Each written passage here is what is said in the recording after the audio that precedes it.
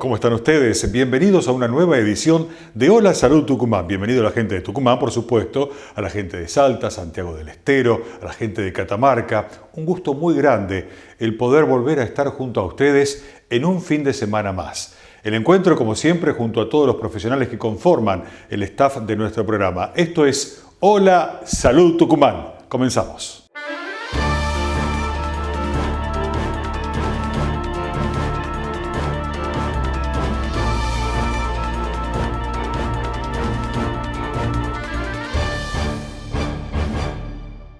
Hay temas que verdaderamente interesan muchísimo a las personas que siguen nuestro programa de Hola Salud Tucumán. Uno de estos temas tiene que ver con cirugía de la obesidad. Hemos charlado junto al doctor José Cabrera, especialista en cirugía para la obesidad en la ciudad de Tucumán, sobre este tema y ya hemos visto justamente lo que es la cirugía bariátrica. Hemos visto otra nota donde hablamos de lo que es el bypass gástrico en comparación con la manga gástrica. El doctor nos ha dado una excelente explicación de cuáles son estos tipos de cirugías y qué diferencia hay entre uno y otro. Hoy vamos a hablar de las enfermedades asociadas a las personas que son hiperobesas y que necesitarían de una cirugía para la obesidad. También vamos a seguir hablando sobre la cirugía misma, cuáles son los beneficios que trae la cirugía. El doctor José Cabrera, desde la ciudad de Tucumán. El número de patologías que tiene el paciente muchas veces asociadas es importante. Entre ellas es muy importante y relevante la diabetes del adulto. Muchas veces el paciente obeso cree no ser diabético y está justamente cursando etapas previas al diagnóstico de una diabetes, como ser la insulinoresistencia. Muchas veces el paciente diabético tiene cifras muy altas de glucemia y una diabetes avanzada con trastornos neurológicos en los miembros inferiores, con trastornos oculares, trastornos renales. Muchas veces hay pacientes que justamente vienen buscando la cirugía como solución a la consecuencia de la diabetes y obesidad, como por ejemplo un daño renal. La hipertensión arterial también es una patología muy frecuente en los pacientes obesos, el hígado graso. El hígado graso es muy importante que los pacientes sepan que muchas veces al perder peso, al resolver su obesidad, se reduce muchísimo el hígado graso y hay una mejoría muy importante. Hay problemas articulares, dolores habitualmente en las rodillas, en la columna. Los problemas respiratorios son muy importantes y de hecho a veces no tenidos en cuenta o el paciente realmente no cobra conciencia de este tipo de síntomas, como los ronquidos muy frecuentes durante la noche, la apnea del sueño, es decir, los paros respiratorios de algunos segundos mientras está durmiendo, que a veces el paciente no lo percibe, pero lo percibe su familia, que a veces les cuenta: mirá, durante la noche dejaste de respirar, me asusté mucho, no sabía qué te pasaba. Hay pacientes que tienen mucha somnolencia, mucho sueño diurno. De hecho, hay pacientes que relatan que mientras están conduciendo su vehículo deben detenerlo, duermen 2, 3, 5 minutos, después vuelven a arrancar el auto, vuelven a conducir y a veces hasta la familia se acostumbra a este tipo de situaciones totalmente anormales porque las consecuencias de esta apnea nocturna generan este tipo de situaciones. Pueden generar accidentes laborales, accidentes de tránsito y de otra índole. Por otro lado, hay consecuencias mismas de la obesidad, que a veces el simple traumatismo de una persona, caída, golpe de una persona que no es obesa, genera una lesión banal, una lesión leve, mientras que en pacientes obesos mórbidos a veces una simple caída doméstica puede originar una fractura muy grave, lesiones vasculares y otro tipo de consecuencias. Los pacientes, la verdad, que generalmente están muy contentos después de operados. Lo que se gana es años de vida, básicamente. O sea, lo que se gana es que el paciente va a reducir su mortalidad. A veces suena un poco frío que lo diga de esta manera, pero es justamente lo que científicamente avala este tipo de tratamientos. Reducir la mortalidad por la obesidad, que repito, es una patología grave y de muy difícil manejo. Se gana calidad de vida también, ¿sí? Es muy clara la mejoría de los pacientes, se pierde una gran cantidad de kilos en pocos meses. Algunos lo pierden más rápidamente, otros menos rápidamente. Eso depende mucho de la genética de cada uno, de los hábitos alimentarios, de la actividad física que se hace en el postoperatorio, que si bien siempre se lo indica, siempre se lo tutoriza al paciente para que haga las cosas lo más adecuadamente posible, pero siempre hay pacientes que tienen una predisposición mayor, más entusiasmo, y en base a eso también se ven a veces los resultados y la rapidez o no de los mismos.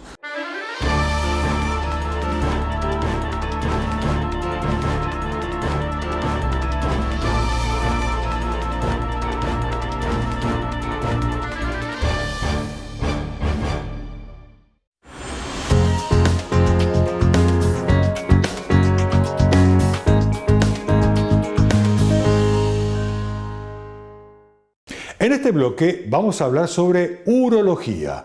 Hoy estamos en compañía del doctor Lucas Rasguido, quien es integrante del CUR, Centro Urológico Rasguido, en la ciudad de Tucumán. El tema al que haremos referencia hoy tiene que ver con cáncer de vejiga. No es uno de los cánceres que más abunda en el mundo de la medicina, pero sí es importante que lo conozcamos, que conozcamos cuáles son sus síntomas para poder detectarlo a tiempo y poder tratarlo en forma conveniente. Hoy el doctor Lucas Rasguido, desde el Centro Urológico Rasguido, se refiere a este tema.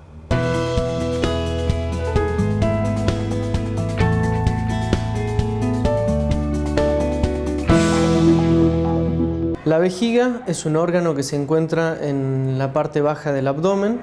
Es un órgano hueco que almacena la orina proveniente de los riñones para su excreción posterior al exterior.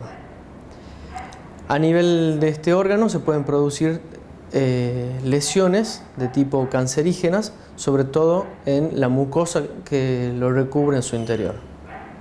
Existen 3 tipos de cáncer de vejiga que comienzan en las células que la revisten: el cáncer de células de transición, escamosas o el adenocarcinoma. Los factores de riesgo que determinan este tipo de lesiones serían el tabaquismo y el contacto con algunos químicos en el trabajo. Para su diagnóstico es importante realizar un estudio de laboratorio, tanto de sangre como de orina, así como un estudio citológico para la determinación de células malignas. Otro de los estudios que se puede realizar es la cistoscopía, que es la introducción de un endoscopio a través de la uretra, ingresando de esta forma hacia la vejiga para de alguna forma observar o estudiar el interior de la vejiga en búsqueda de algunos sectores anormales que nos puedan estar indicando la presencia de algún crecimiento de tumoración maligna. Durante la endoscopía también es factible la realización de la toma de muestra de estos tejidos para su análisis anatomopatológico posterior. En cuanto al tratamiento, consiste en una previa estadificación del paciente para de esta forma determinar la mejor conducta en relación al estadio de la patología del paciente. Uno de los tratamientos, y que es uno de los más importantes que realizamos acá en el centro urológico, es la resección transuretral con un resector bipolar de marca Richard Wolf. Otro de los estudios diagnósticos que solicitamos son la radiografía de tórax, la tomografía de abdomen y pelvis, como así también una resonancia magnética nuclear. En el caso de dolor óseo y sospecha de metástasis a este nivel, se solicita una gammagrafía ósea.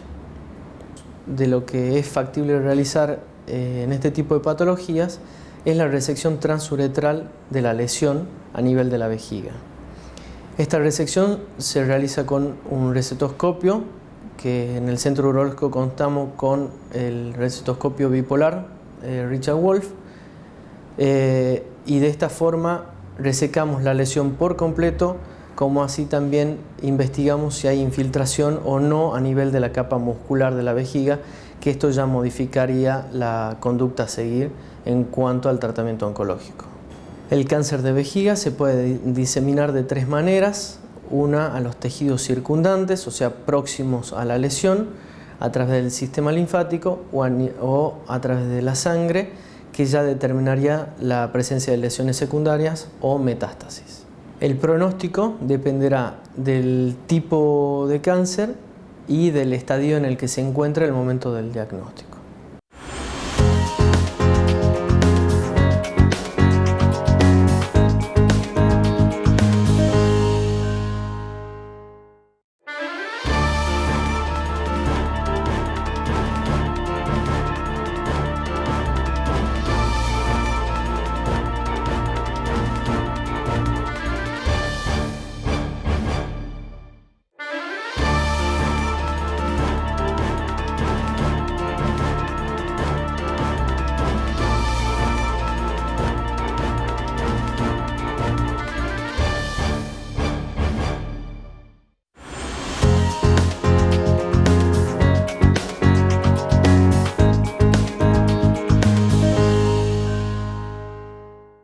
En este bloque vamos a hablar sobre oftalmología. Hoy lo hacemos en compañía del doctor Ignacio Lischinski, un muy reconocido profesional oftalmólogo en la ciudad de Tucumán. En programas anteriores estuvimos viendo lo que es la catarata, por qué se produce y qué es lo que produce en el cristalino. Hoy vamos a hablar sobre lo que es la cirugía de cataratas con una nueva técnica que tiene ya unos años y que cada vez está mejorando notablemente. Tiene que ver con la cirugía a través del FACO. El doctor Lischinski justamente nos va a explicar de qué se trata esta cirugía y cuáles son los detalles de la misma. Cuando uno realiza la cirugía de catarata, la extracción del cristalino, que es una lente que tenemos todos dentro del ojito, que esa lente va a ponerse opaca con los años y va a hacer que la visión que entre al ojo va a empezar a tornarse primero borrosa, hasta que en un momento dado se la ve como fuera de foco. Cuando uno hace el diagnóstico correcto, que el problema es la opacidad del cristalino, esta lente que se va a extraer, entonces vamos a indicar la cirugía. En la cirugía vamos a realizar la extracción de este cristalino por una técnica llamada extracción de cataratas. La extracción de cataratas pueden tener dos tipos de técnicas hoy por hoy utilizadas, que es la facoemulsificación, que es la técnica de pequeña incisión, es la técnica con la que se realiza por medio de ultrasonido. Uno va a hacer la extracción del cristalino. Vamos a hacer por medio de una pequeña incisión, entrar con un instrumento para que se disgregue absolutamente por medio de ondas de ultrasonido el cristalino y pueda ser aspirado. Mientras que la otra técnica, que todavía sigue siendo vigente para algunos casos de cataratas muy pero muy avanzadas, en donde todo el cristalino está demasiado duro para poder extraerlo con la facoemulsificación, con el ultrasonido, podremos hacer la cirugía llamada de extracapsular, que es una incisión que se hace una cirugía manual. Ahí no vamos a utilizar equipamientos, sino que vamos a hacer una cirugía manual en donde vamos a extraer el cristalino en su totalidad.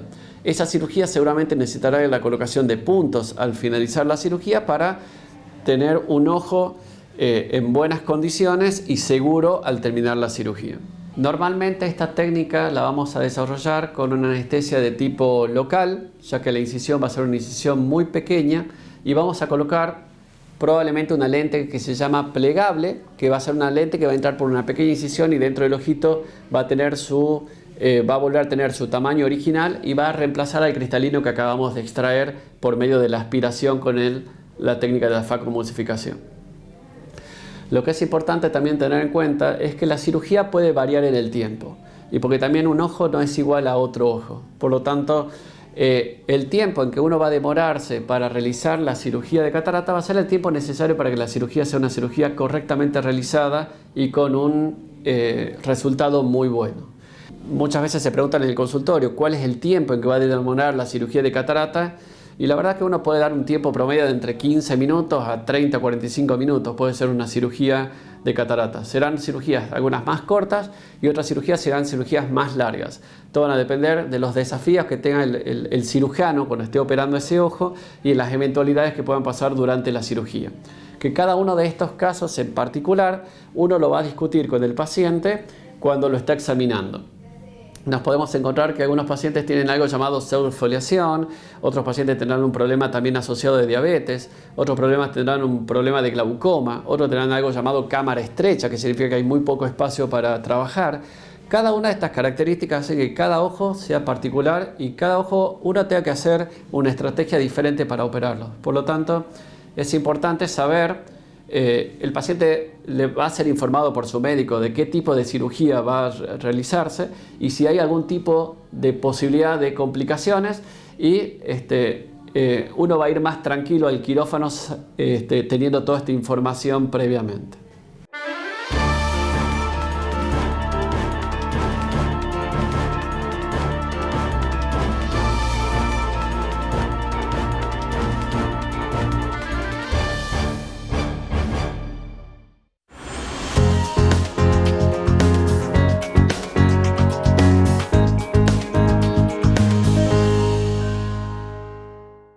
En este segmento vamos a hablar sobre varices. La especialidad de la medicina que atiende los problemas de varices se llama flebología.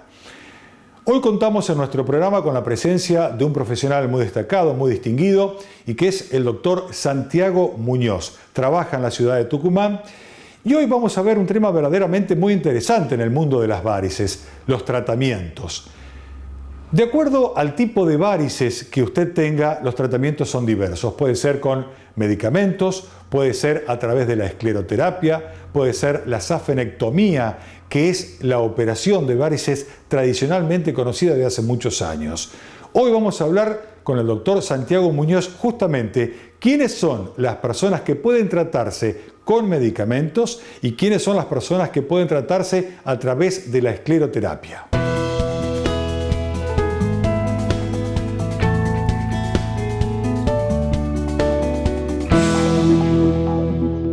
Tenemos que pensar algo.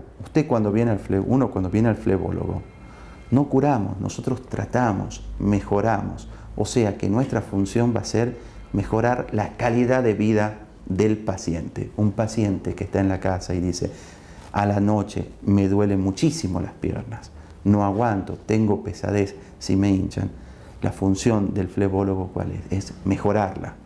Que ese paciente tenga una mejor calidad, que llegue la noche y no se le hinchen tanto los pies, que no le duelan, que no sientan pesadez. Y para esto nosotros vamos a utilizar diferentes tipos de tratamientos. Lo primero que tenemos que saber, que pese a que los flebólogos tienen que ser cirujanos, nuestra primera tendencia es ser lo mínimamente invasivo. ¿Qué quiere decir esto? Comenzaremos con tratamiento médico, que es lo fundamental, donde más del 50%, 70% de los dolores de pierna lo vamos a resolver. Hay medicamentos muy buenos, no necesita entrar al quirófano un paciente. Y son medicamentos naturales. Pasaremos después, en el caso de que uno no lo pueda, a aumentarle otro tipo de tratamiento que son la esclerosis. Esta esclerosis, las inyecciones esclerosantes, hay de dos tipos. Una inyección esclerosante, como la gente dice, es secarlo al vaso. Nosotros producimos una reacción, pero en definitiva lo secamos. Ese esclerosante nos sirve para todas las varices en sus diferentes tamaños. Desde la más finita, la más chiquita, como las arañitas, donde una sola inyección puede borrarme varias ramas y me va blanqueando la pierna, que uno anda espectacularmente en la parte de estética, sobre todo, a resolver enfermedades y patologías más grandes en aquellos pacientes en los cuales no lo puedo ingresar al quirófano o no lo desean. Entonces, para esto, hoy en día se utiliza la esclerosis de grandes vasos o la ecoesclerosis, que es guiada por un ecodoppler, en la cual prácticamente es imposible errarle a la vena. Y con esto producimos una oclusión de la vena para que tenga una mejor calidad de vida el paciente en el futuro, evitando la cirugía. Ahora supongamos que no hay manera de poder llegar a esto, que hay que resolverlo. Pasamos al tercer escalón, que vamos a la parte de cirugía. La mejor cirugía es la que perdura durante años. Más de 100 años tiene la cirugía de fleboextracción de la safena, que es una de las cirugías más grandes y amplias que está diseminada por todo el mundo. Dentro de esa cirugía, que es un poco traumática, pero que tiene muy buena respuesta y muy buena evolución en el paciente. ¿Y por qué nosotros vamos a hablar de este tipo? Porque el ecodoppler a nosotros en la parte quirúrgica nos va a dar un mapeo de la pierna.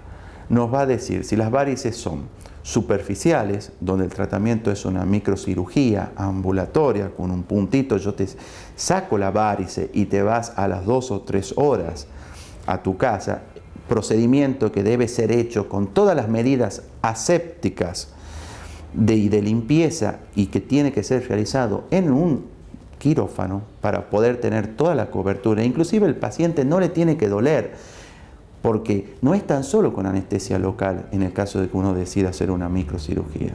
Para hablar de cirugía tenemos que tener en cuenta que ya tenemos un paciente diagnosticado que tiene que ir a quirófano.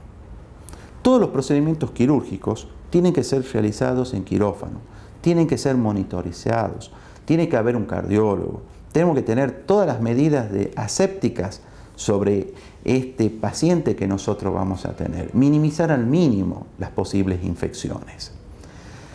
Hay diferentes tipos de varices. Cuando la varice es superficial y en el eco Doppler a mí no me sale que está enfermo adentro, o sea que no hay varices, las famosas varices internas, insuficiencia, la safena, nosotros haremos una microcirugía con un puntito y mediante unos diversos elementos, unas pincitas, se retira la varice, se la saca y el paciente se le realiza posteriormente un vendaje compresivo, una venda elástica y se va a la casa en 2 horas. Ese es un tipo de cirugía ambulatoria excelente, anda muy bien, sin necesidad de pérdida de días de trabajo. Ese es un tipo. Ahora, si la microcirugía es más grande, ya son de las 2 piernas, las varices son mayores, tiene que entender el paciente que debe ser realizado con una anestesia un poco mayor. Hay de diferentes tipos, puede ser a nivel de la cintura o una neuroanestesia, o una anestesia que como que lo durmiera el paciente, no siente nada, le sumamos lo local y tiene una recuperación para volverse a su casa a las 4 horas de la cirugía tranquilamente. Ahora, ¿qué pasa cuando estas venas, no tan solo las de afuera, sino las de adentro, están lesionadas? Tiene una insuficiencia, tiene una alteración, es quirúrgico en forma completa. Para esto tenemos que entender en claro algo. Si yo tengo una pared con humedad porque el caño de adentro está roto, yo no puedo ir a pintarla a la pared para hacer una micro si no resuelvo el caño. Entonces, es fundamental operarla a la safena en el caso de que estuviese enferma, porque si no la cirugía me dura poco tiempo, el problema no va a estar resuelto. En menos de 6 meses el paciente me va a volver con las varices. Entonces hay que operarla. Esta es una cirugía un poco más amplia, más grande, donde nosotros haremos una fleboextracción, una cirugía que está hace 100 años. Y la cirugía que se mantiene hace 100 años significa que es excelente, ha ido variando. Podemos tener otras técnicas, pero prácticamente el concepto de hace 100 años es el mismo que se mantiene ahora. Un caño roto en la pared hay que solucionarlo para que no haya humedad.